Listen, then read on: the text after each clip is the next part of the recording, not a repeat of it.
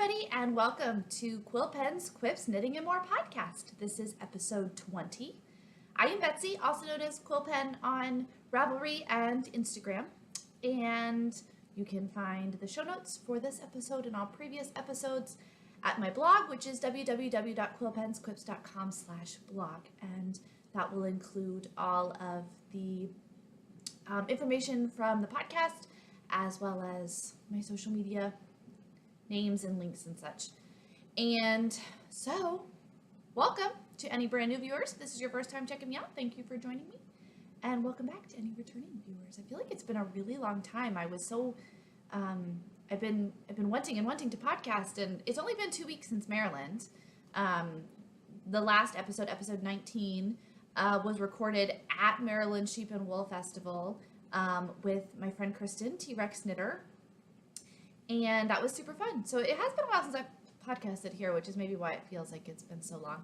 But, and really the last 2 weeks have just been relatively normal in terms of schedule. Nothing too crazy. I guess it's been like emotionally and mentally roller coaster, which is probably why I feel drained and exhausted. But, coming back from Maryland, we had my husband's birthday and our anniversary, 6 years. And then we went ahead and celebrated my oldest's birthday that week, even though his birthday was just this weekend, because we had family in town and stuff, and so we wanted to be able to celebrate with them. So we celebrated it a whole week early, but he's 3, so he really doesn't know when exactly his birthday is, so he just thought that was his birthday, and we kind of acknowledged it on his actual birthday. He got some other cards and presents from out of town family, and so he's just had a lot of birthday, and he's thrilled about that. But he turned 3, so we now have 3 boys ages 3 and under. So that was a lot of excitement. And then this last week was the yarn crawl, the local yarn crawl. We had 11 shops, although only 10 were required. 11 shops there was 6 days to do it in: Tuesday, Wednesday, Thursday, Friday, Saturday, Sunday. 6 days to complete it. And my mom and I did it together with the boys during the week, and then we finished up on Saturday without the boys. So we got all 11 shops in, even the one that was not required to win. And we did it in 5 days because I didn't have Sunday available. So we did it.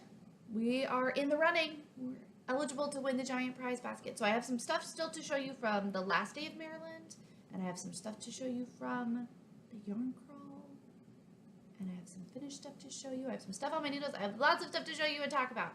So we should probably get started.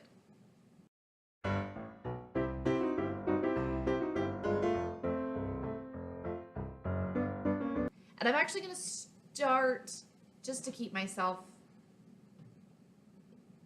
sane, we're going to start with Maryland, the leftover stuff from Maryland. So I had thought I was done shopping when we podcasted, because I had done the stuff at the Knot House pop-up, and then I had walked around all the vendors and just hadn't really, it's like, well, I got those few things that I showed you, and then I was like, I don't know that there's anything else that I see.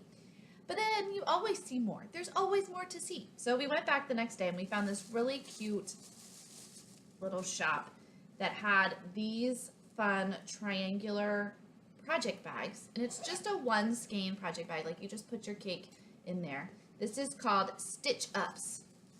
This is her company name, Stitch Ups. www.stitchupsonline.com. And so you just take up your yarn and you put the 1 ball there. But then when you hold it on your wrist, it keeps it upright.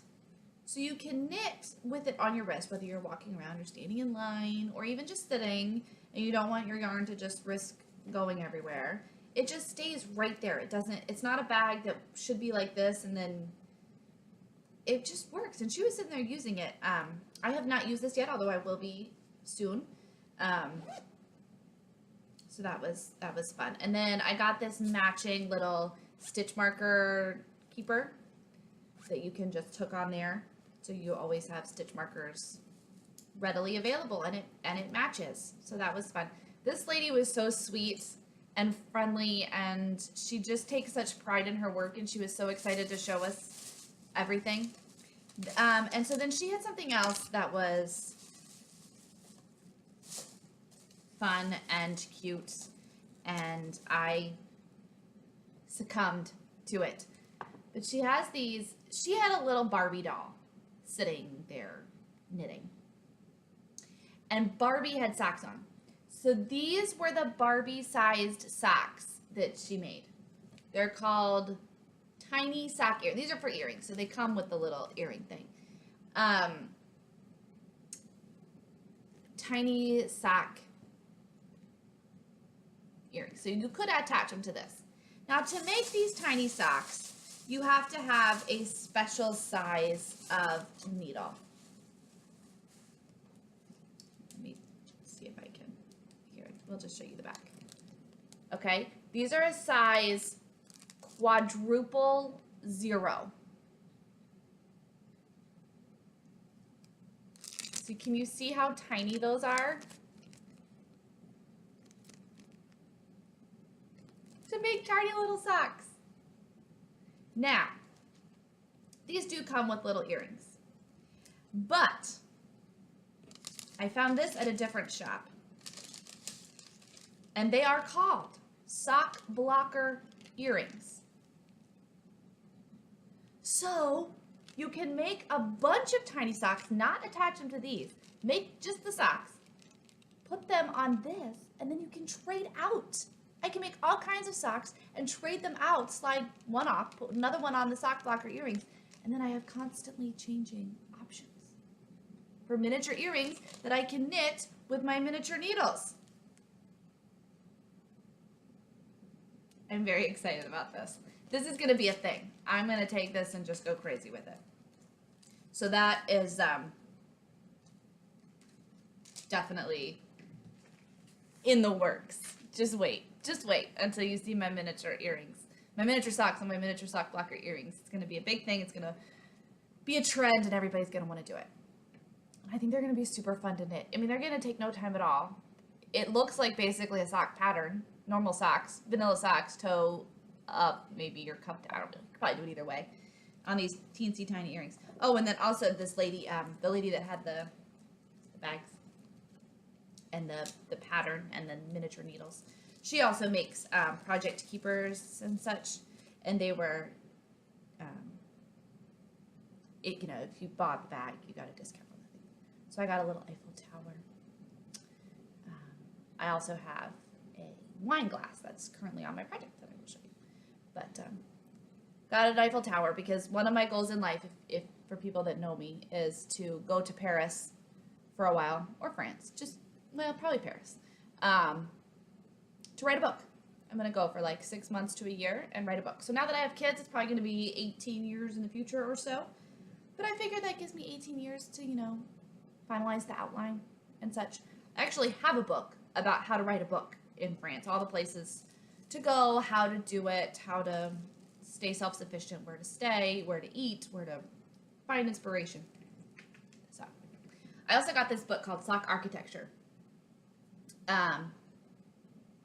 I'm fascinated by socks. I'm the person that said I would never ever knit socks. And now I'm completely fascinated by socks and all the different varieties of construction and customization that you can do for socks.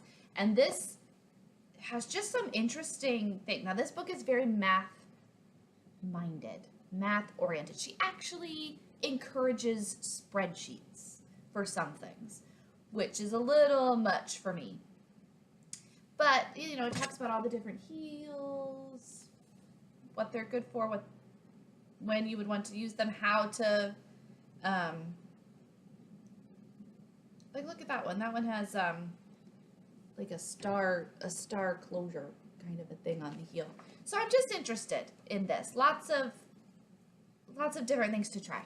So when I'm ready to start experimenting with socks, I'll be able to play with some sock architecture. This is the person's card. But, so, sock architecture. I think that about covers Maryland. So then we have the yarn crawl. And I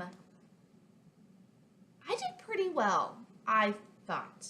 In terms of our budget had been edited after Maryland for the yarn crawl. And so we did pretty good. We stuck to it. We didn't do too badly. One thing I did get at this was one of our local shops. Each shop that participates has a signature colorway for the yarn shop that's locally dyed, and there's usually a pattern that goes along with that yarn if you want it. So this is from Little Fox. Oh, sorry. Little Fox. The Vixen, which is superwash merino, 80% superwash merino, 20% silk, 400 yards, 100 grams, fingering weight. This is called Blue Ridge Springtime. And it's this really pretty kind of light blue gray with these flecks of color in it. See some of those flecks of color. So I got that. And then there's a new pattern, it's called Topman, which is our art museum, the name of our local art museum. And this was designed by Leslie Roof, and she's a friend of mine. I know her. She actually taught the sweater class where I learned how to make sweaters. And so I'm not going to show you too much of the pattern.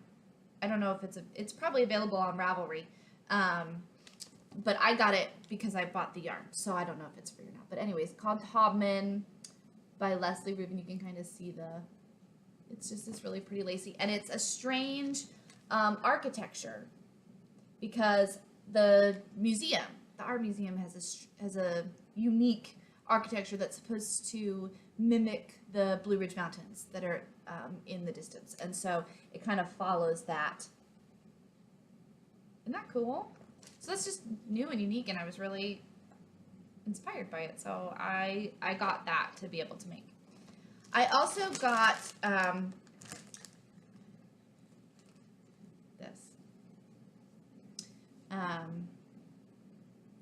this, this was a signature. Well, this was it's called Laughing Sheep Yarns, which is the name of the shop where I bought it in Charlottesville, Virginia.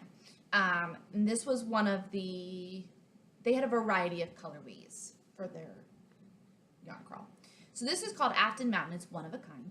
This is funny. See how it says OOAK, a one of a kind. That's one of those things like the lingos. When I was a new knitter and I would see that everywhere, I really thought it was like oak, and didn't know that it meant one of a kind until you learn that it means one of a kind. And I always thought that was like a base or something. Anyways, one of a kind, 75-25 of merino and nylon, 100 grams, 463 yards. So now this was purchased in Charlottesville, Virginia, which is home of UVA, University of Virginia. So these are University of Virginia colors, but they're not University of Virginia colors in our house. These are Denver Broncos colors. So I am going to make my husband socks, which we will get to in a few minutes. But I got this yarn for him on the yarn crawl to make his socks. So I got that. And then I got some little notion-y things at some places. I picked up a little project bag somewhere, some new cable needles, that kind of thing. So one thing that I wasn't really able to find in either Maryland or the yarn crawl were super unique stitch markers that just really speak to me. I like fun stitch markers. And so I've been eyeing these ones on Etsy that I went ahead and purchased. So this is from the Sexy Knitter on Etsy. I've been following her on Instagram for quite some time, and I had seen her post about these. And this is a stitch marker bracelet. It's a wire bracelet with a little clasp that you just wear as a bracelet. So it's kind of like a charm bracelet effect. And then it has all these stitch markers on it. And I got the Lord of the Rings set. She has a bunch. She has Harry Potter, Doctor Who, Legend of Zelda, Avengers. She has a whole bunch on her Etsy shop. But I went with Lord of the Rings because Lord of the Rings really was my first love. I didn't get into Harry Potter.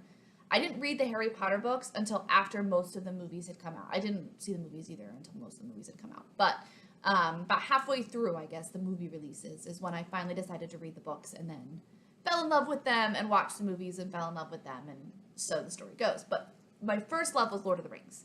When I was young, I picked up one of the Lord of the Rings books at a Friends of the Library book sale and didn't know that it was part of a trilogy.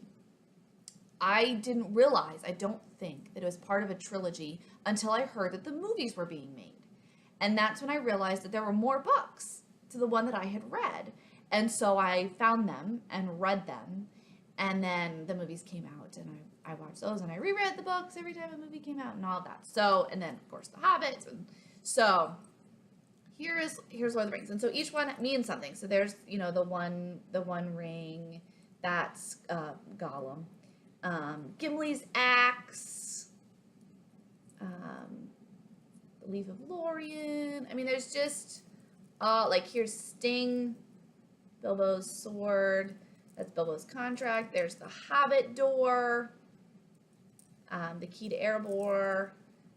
Here's the Even Star. Isn't that pretty? So I have this. They're so cute, and they came so fast, and they're really nicely made. They're really I've used the one so far as an actual stitch marker, and it was great. It didn't snag or anything. Which the Gimli's axe tends to snag. That might not be one of my favorite ones, but like the One Ring was good. And I would feel like the Hobbit door. I use the One Ring. That's why it's on the end. But the Hobbit door, I think some of these lend themselves more to not being snagged than others. But I love them. So I think I might have to get the Harry Potter ones. Anyways, if you're into fandom stuff like that, check out the Sexy Knitter on Etsy. Check her out on Instagram too. She's got some great stuff. She's got a lot of mannequin heads. She's kind of getting into mannequin heads right now, where you can display your hats or scarves or whatever you're knitting, cowls and such. You can display them on the head, which they're pretty cool. So I think that's it for Dash Enhancement Acquisitions Maryland Yarn Call recap.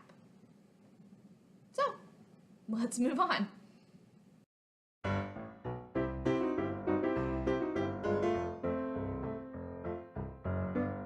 So next up is what is off, on, and will be on my needles. So off is the you'll be back for chocolate chip cookie socks is what I'm calling them.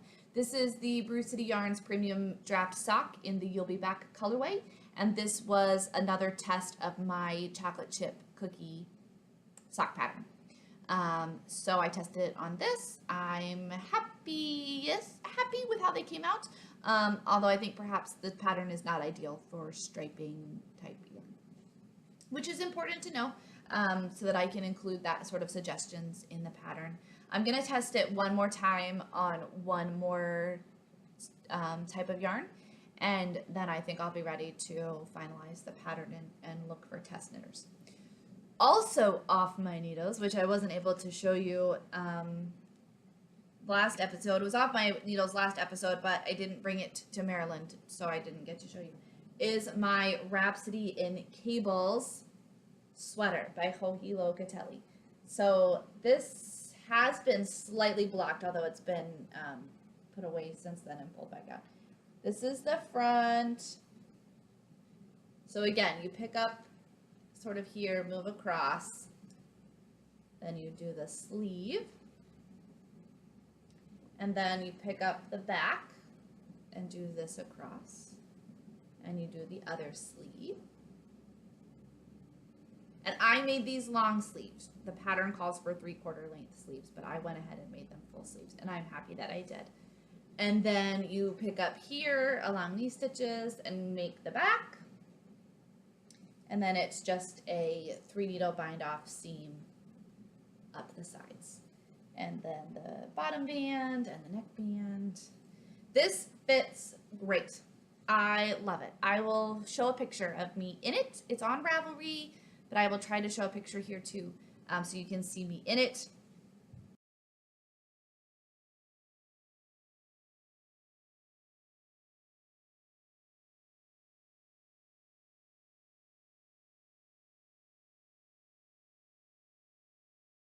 I feel like it's really flattering. It's very comfortable. It's very warm. I'm gonna be thrilled with it for Rhinebeck, I think. So that is off my needles. Now, what is on my needles is the Scarfie thing. And I am absolutely loving it. Let me see if I can. It's a little, by nature of how it's, knit and designed, it's a little crazy. There's a lot of ends kind of hanging out. But, so, I'll start at this end. So this is the one side, and then it comes across. I can't really see what you're seeing.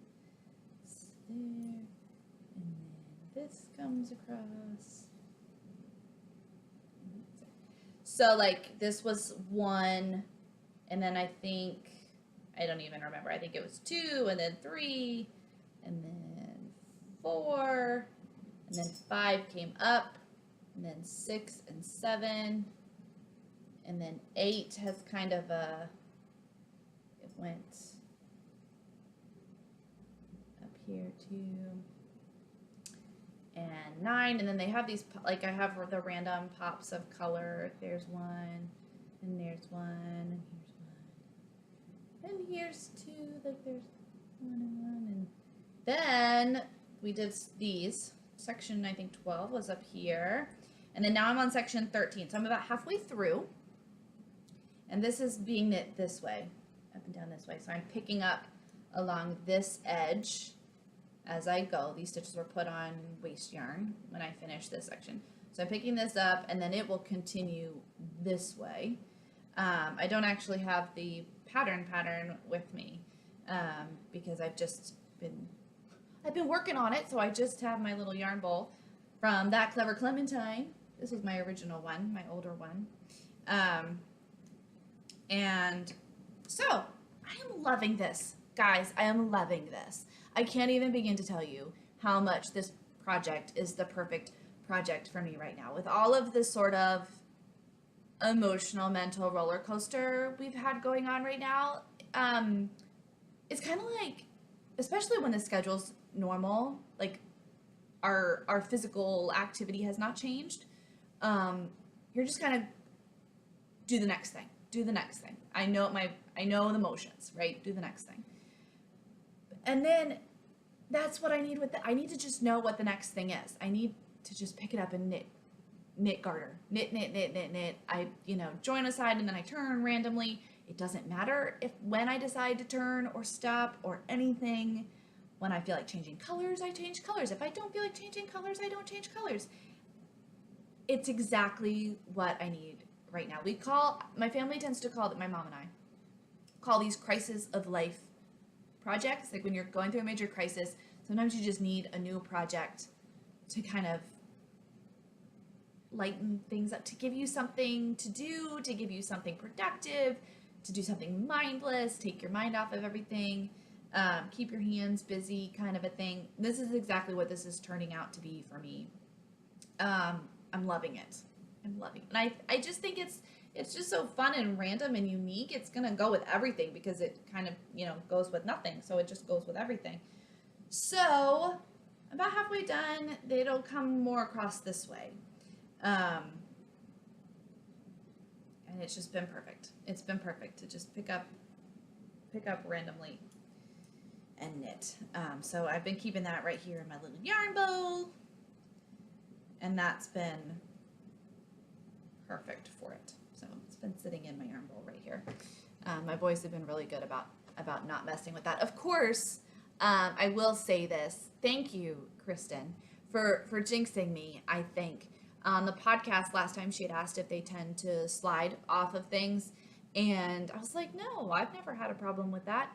I have now had the problem twice. Granted, it wasn't too bad. Like one time I had it kind of perched up on the couch next to me and it just slid across. And then one time I had it on the table next to me, and I pulled my yarn, and the whole bowl came right off the table. But normally I don't have any problems. I've had a few problems. Ironically, it's not because of the kids. I use these yarn bowls to be safe around the kids in case the kids decide to pull them off or drops or something. They weren't around either time that happened. But c'est la vie. So what will be on my needles is going to be the socks. And here's why. As is with the Scarfie thing and loving just the garter, I think I am ready to make my husband-sized vanilla socks. I think I'm going to do Cece's vanilla cappuccino project so that it can count for the cow, or at least give something going in the cow. And it's just going to be, in this case, it'll be stockinette because it'll be in the round. It's just going to be knitting. Knitting, knitting, knitting, knitting, knitting. And I think that's what my mind needs right now, because as it's going through all these things, like I'm dealing with all this stuff,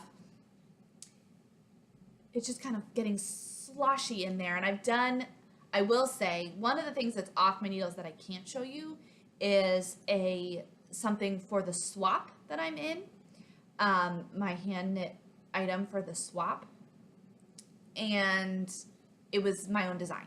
So I did design that and get that knit and made. So my mind's a little burned out in terms of design, and I just need something boring. Dare I say it? I need something boring. So we're gonna stick with this. I'm also gonna have some trips coming up, some car rides, and like a long car ride, and then a long car ride back. And then my husband and I are going to the Silent Weekend in Florida that we go to every year. And that's a long car ride, and it's a weekend of workshops in sign language.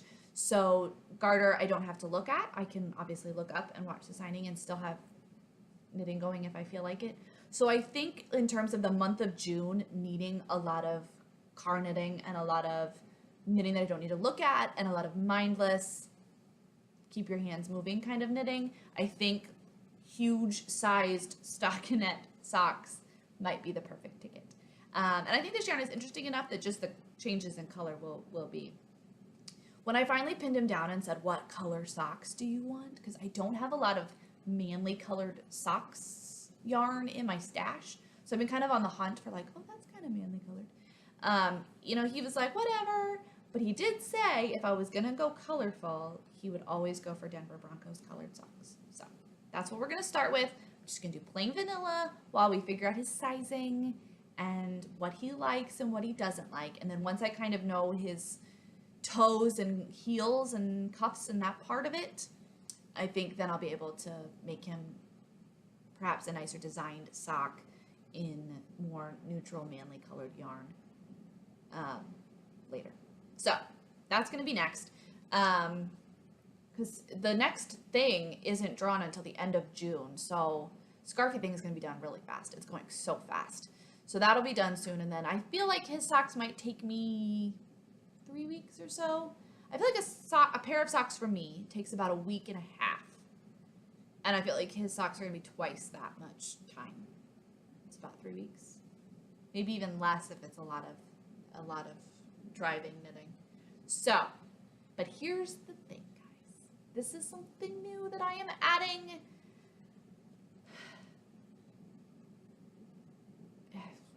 I think my monogamousness is about to go out the window. I can feel me losing my grip.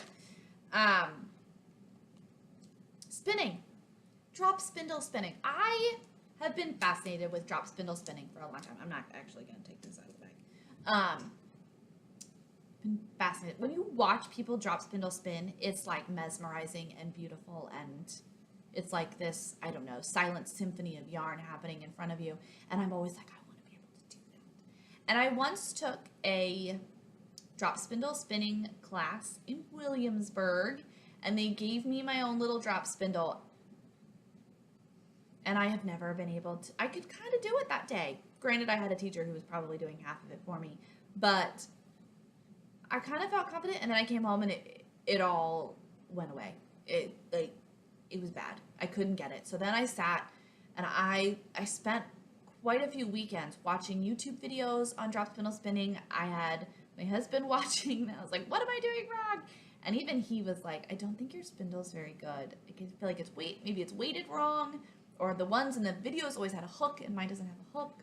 And so I was like, I can't drop spindle spin. So then I was talking to somebody about how I would love for next year for Maryland to be able to drop spindle spin and be able to look at the roving and the fleece and stuff and be able to pick that, like have that be my thing for Maryland. And so we have a couple people in our local group that are skilled spinners.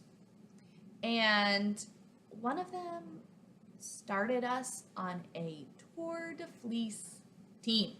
Do you guys know about Tour de Fleece? I've heard of Tour de Fleece. It's been on the fringe of my mind, but I've never really paid attention to it because I'm not a spinner. But Tour de Fleece follows the Tour de France. I feel like maybe I'm not the authority enough of this to be speaking about this, but it follows the Tour de France. And so while they're spinning, we spin. So the cyclists are doing their whole thing, and there's like hard days and easy days. So there's challenge days and rest days in the spinning groups too. And there's prizes, and it's the month of, it's however long that tour is. So I think it's the whole month of July, or most of the month of July. Maybe it's like 3 weeks. I think it starts July 1st. That's the important part. So you're just supposed to spin. So our group has like 2 experienced spinners, and then 1 or 2 people that have spinned before but maybe haven't done it in a while, and then there's like a couple of us that have no idea what we're doing. That's me. So the member that's starting all this, we're called Training Wheels Required, I believe is our team name, because we're learning. Get it? Training wheels, spinning wheels and bicycle wheels. It's a big thing, and it's funny and cute. And so she loaned me a drop spindle and some roving fleece. I'm not really sure what the correct term is. So there's my drop spindle. I haven't even gotten it out of the bag. Even right now, I was scared to pull it out of the bag. I was hoping to get to it this weekend when my husband was home and I was potentially kid-free. And then I wasn't kid-free. I was on the on-crawl, and then he had a basketball banquet, so I was with the kids. There was no spinning attempt time yet. Maybe one day soon. Maybe one of the nights this week I can pull this out and attempt. Although I feel like I need somebody with me to be like, do this now. Now do this. Now do this. But maybe YouTube can help me. I was watching the Yarngasm podcast. She's really good at drop spindle spinning, in my opinion. As someone who knows nothing about drop spindle spinning and watching her, I'm like, oh my gosh, she's amazing. She makes it look so pretty and so effortless and so fun. And so I'm going to rewatch some of hers because it's those, like her videos and a couple others that really inspire me to want to do it and try and make all the mistakes worth it. So I'm gonna learn to drop spindle spin. That's gonna be one of my next things for the Tour de Fleece in July. So maybe sometime soon I'll have some fun hand spun yarn to show you. Okay, now let's move on to cows.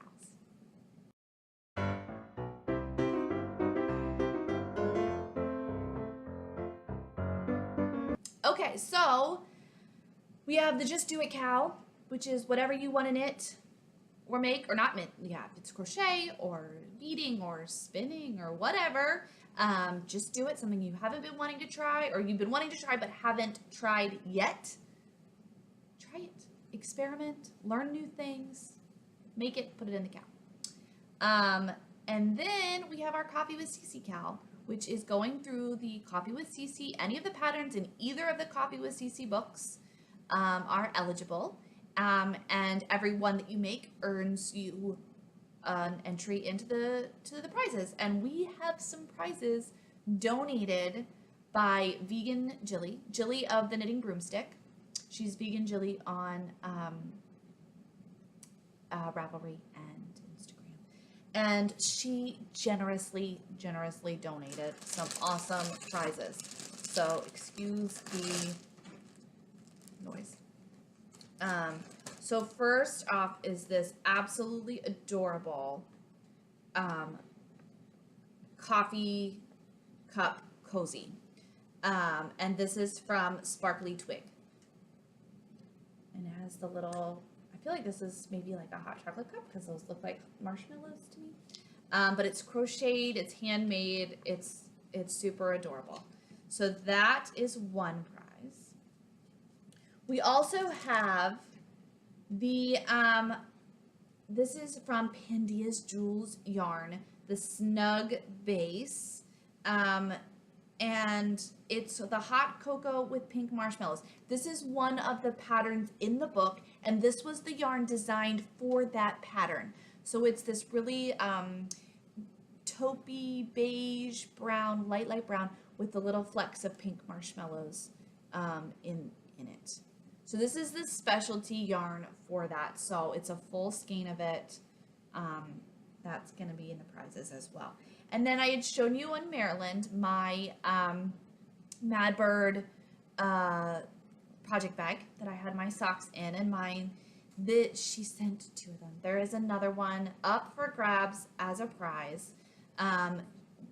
Jilly had generously given 2 and told me that I could pick one to keep. So I had picked the octopus one. This one, y'all, has cute little seagulls, and there's like bottles in the, like messages in the bottle kind of thing in the water. It's this water themed, but it's this beautiful pink and orange pattern on the bag, pink zipper, orange pull, and that same bird in the waves pattern for the strap. So this is Mad Bird. Let me show you Mad Bird. So that is also up for grabs. Perfect, cute little project bag. So knit your coffee with CC patterns and get them in, because there's some fun things that you could win. So that is it for cows. So I think we're ready to move on.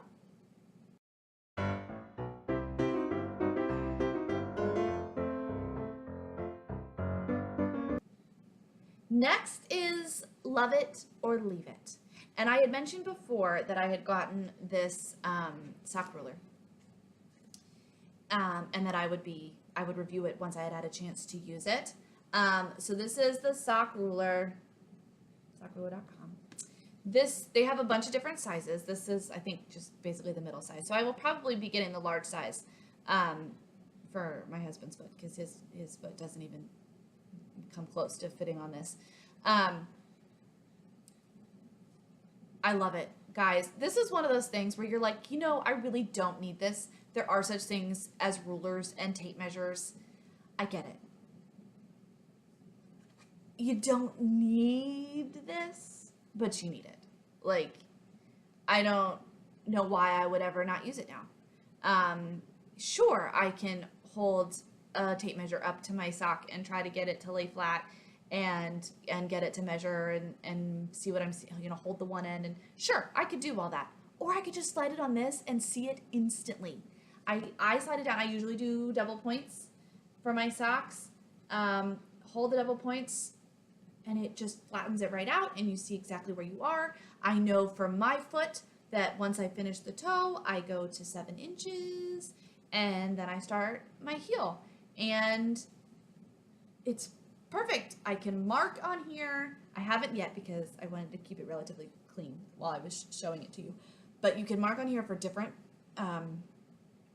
people. If you knit socks for everybody in your family, you can mark on here the different sizes for where you start the heel. And then, I do toe up, but you don't have to be able to use it. So I do toe up, do my toe, then measure until I'm ready to start my heel. Then I do my heel, and then you tuck this in the heel to see where your cuff, how far up you want your leg before you start your cuff. So if you're going cuff down, you would just do it the opposite. You would do your cuff, measure where your cuff starts, and go the other way. And then you could slide it in to see where your heel, it would tuck into your heel then, and then you would know how far to knit your foot until you wanted to start your toe. And it just saves so much time and effort, and it fits in your knitting bag, and I love it. I love this little tool. Again, totally not absolutely necessary, but it makes it so much easier. I don't know why you wouldn't want to use it. So in my opinion, don't leave it. I love it. Next time, I think I'm going to, I had a suggestion to review the blocking pins, single blocking pins versus the ones that come as a bar. So keep that in mind for next time. And if you have any other suggestions for things you would like me to review, please send them my way, and I will do a love it or leave it for that. So let's move on.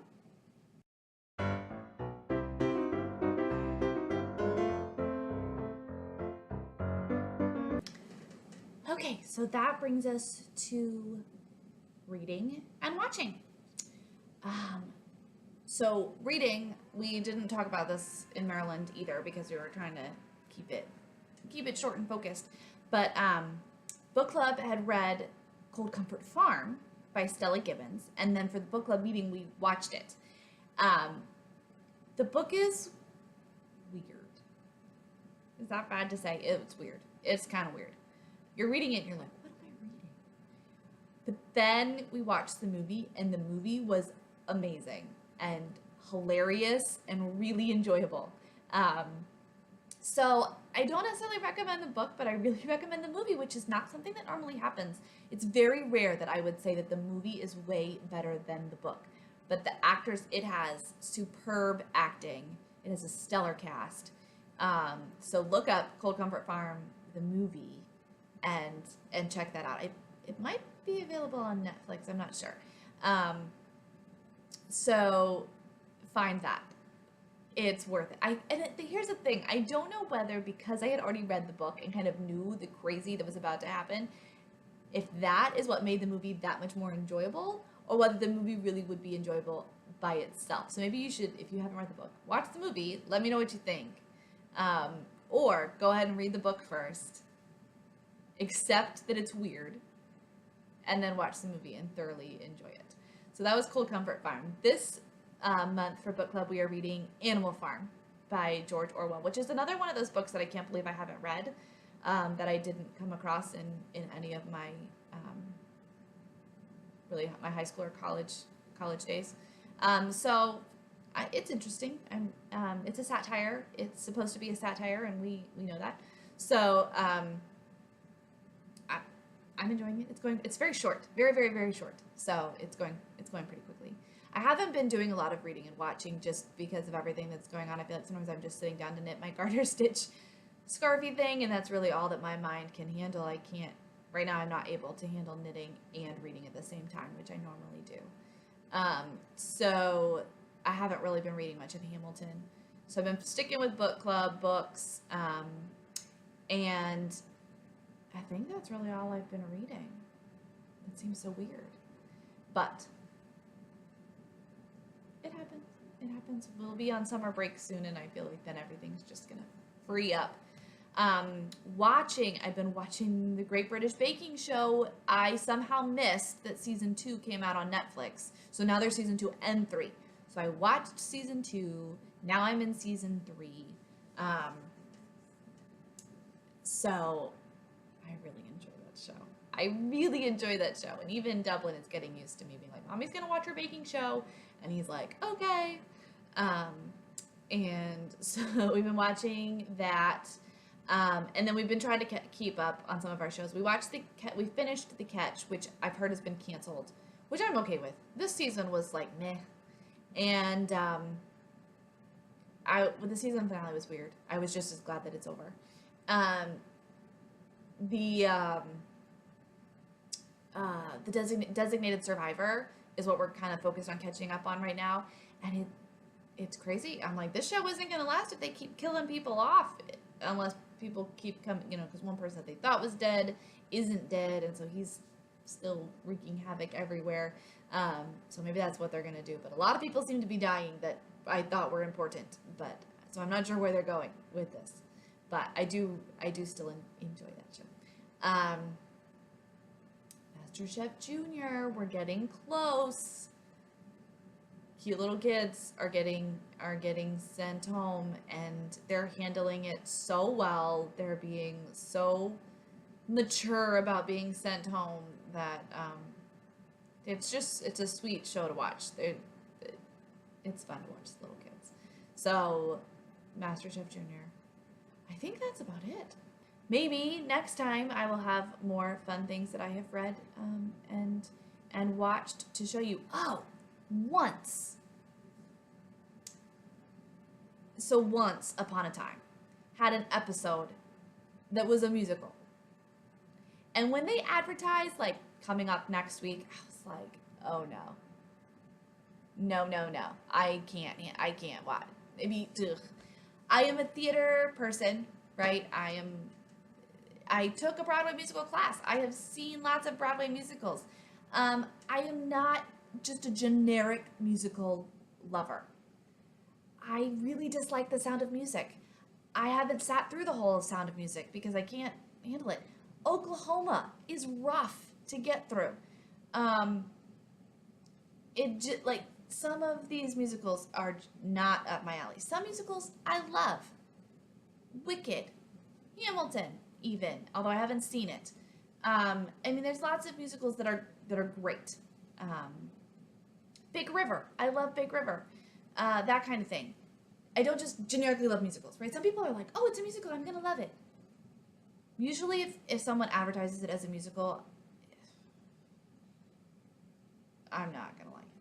So when Once Upon a Time was coming out with a musical, I was not thrilled. I kept putting it off. I was like, do we have to watch that episode? Can we put it off? Finally, I said, let's just do it. We're gonna watch the musical episode.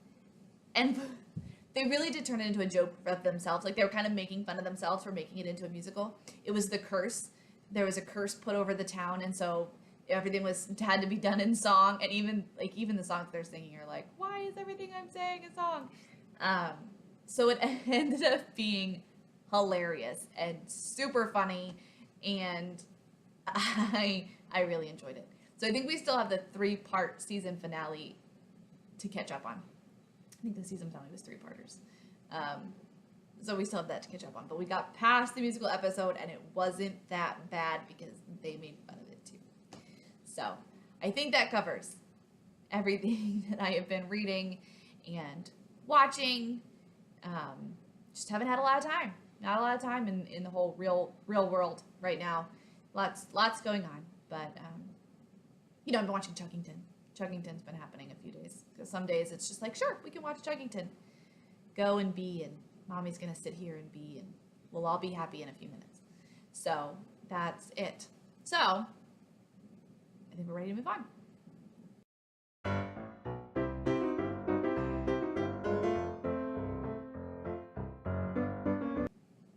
Okay, that brings us to the sign language time.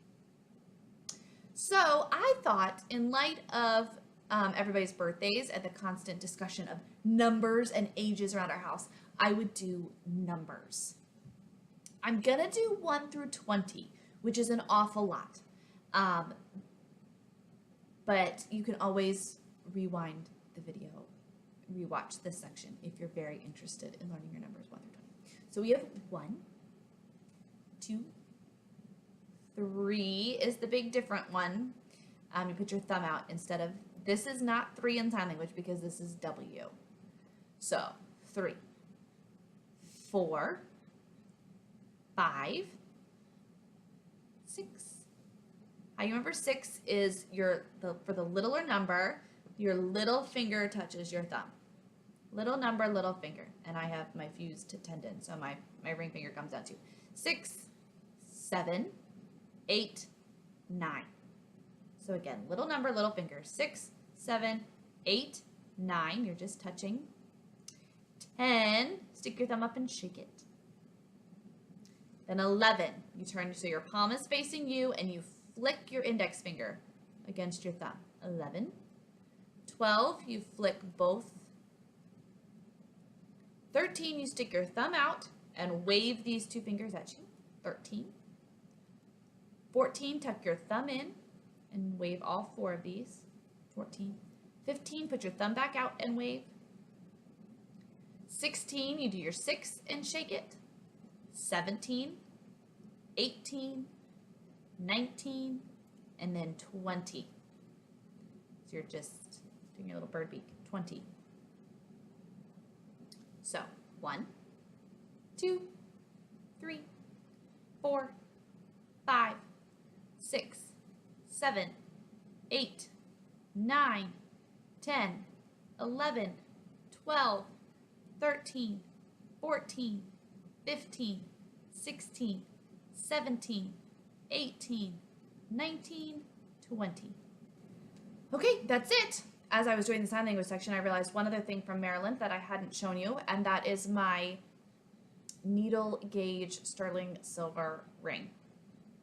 This was my big purchase. This is why our yarn crawl budget was kind of edited. Not even why. This is why.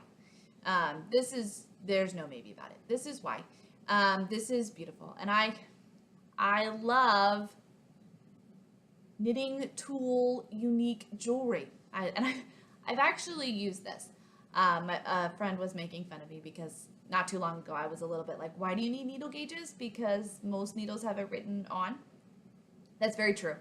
However, sometimes I will admit, even with my young eyes, sometimes they are hard to see on those metal needles. And almost all of my acrylic needles, the numbers have rubbed off. So I have no idea what size those are. So I was knitting with those a little while ago and had to quickly, I didn't have to. I could have waited, I suppose, but I wanted to find out what size. So I was able to just slide it into here and find out what size that was. So that is my big Maryland purchase. I do have the website somewhere. I will add that into the link at the bottom and the show notes as well, if you're interested in seeing those. So I think that's it. I think that brings us to the end of the episode. Thank you so much for joining me. I enjoyed being with you guys again, and I will see you soon. Happy knitting. Bye.